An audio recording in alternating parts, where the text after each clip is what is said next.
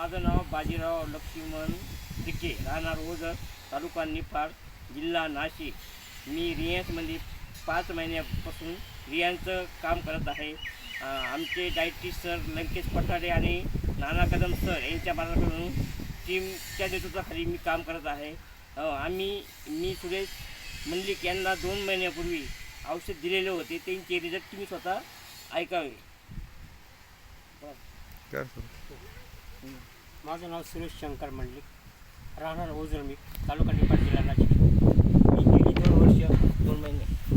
2 वर्ष आजारी होतो, झोपून होतो.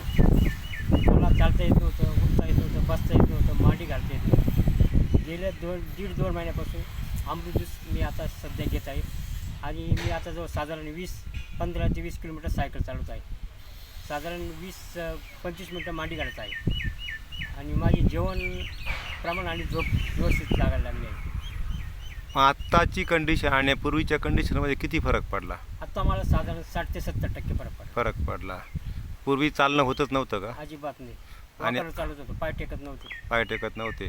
आता चालायला काहीच अडचण नाही आहे. आता ओके. मोकळं चालतो. आता 5-6 दिवसापासून काठी सुटली, काठी चालत होतो. हो का? काठी कायमची बंद झाली? अजून तर सोडली मी आता. हो का? मी ओझर ते आडगाव ते ओझर आता सायकलवर आलेले. जवळपास हा प्रवास झाला तुमचा 15-16 किलोमीटरचा. हो सायकलवरती नॉनस्टॉप आले. हो, नॉनस्टॉप आला. मग ही करामत कशामुळे झाली? ही अमृत ज्यूस. अमृत ज्यूस नक्की का?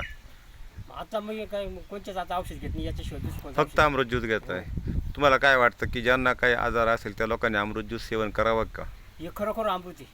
खरं अमृत हो, आहे. अमृत. म्हणजे तुमच्या काय मग जसं तुम्ही बोलले की हा खरंच देवाचा प्रसाद आहे. हो, देवाचा प्रसाद. ओके. कारण की ज्या व्यक्तीने ज्यावेळेस मी नाही म्हणून उठलो त्यांना, हो, आणि मी भरपूर म्हणजे 2 वर्ष भरपूर जे का पाहिजे जे प्रयत्न केले. खूप औषधं घेतली मी आणि आतापर्यंत. कंटाळलो होतो. हां पण यांची माझी एक भेट झाली.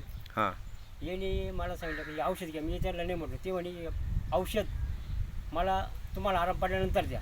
पण मी जवळचे असल्यामुळे मी पैसे ठेवले नाही. त्यांना पैसे देण्याचा प्रयत्न केला आणि मला जवळजवळ आता 70-80% आराम मिळाला. त्यांनी सांगितल्या पद्धतीने मी औषधं घेत आहे. हे काय म्हणाले ते तुम्हाला? हे औषध जसं काही नाथांचा प्रसाद आहे हो, असं- नाथांचा प्रसाद आहे. असं समजूनच हो, घ्या. असं समजून घ्या. कारण की मी स्वतःला नाथसेवक असल्यामुळे त्यांनी प्रसाद, आणि तो खरोखर मला प्रसादच मिळाला. खरंच प्रसाद मिळाला. हो. बरं, धन्यवाद. याच्यानंतर असाच रियांचा इतर लोकांसाठी पण प्रसार करत राहा. म्हणजे खूप लोकांच्या जीवनामध्ये अशा काही आजार असतील त्या आजारापासून सुटका होईल. माझी ती इच्छा आहे. कारण की मला हां. म्हणजे नाथांचा एक शब्द आठवतो, हां हवे कल्याण सर्वांचे, दुःखी कोणी असू नये. हा नाथांचा मी जशी आज म्हणजे जर म्हटलं तर मी ओझर ते मडी साधारण 250 किलोमीटर पायी दिंडीचं स्वतः मी नेतृत्व करतोय. हो. आणि 20 वर्षापासून चालतोय. तरी मला आधार लागला होता. पण मी कुठंच नाराज झालो नाही. नाथांनी तुम्हाला परत आणि शेवट कंटाळलो. तर आपण जो म्हणतो माणसात देव ओळखावा, हं. तो असं समजलं मी शेवटच्या क्षणी. हो. तर मला नाथांनीच म्हणजे नाथच स्वतः मला हे औषध घेऊन आले असं या समजलं. माणसाच्या रूपामध्ये. हो, या रूपामध्ये. धन्यवाद.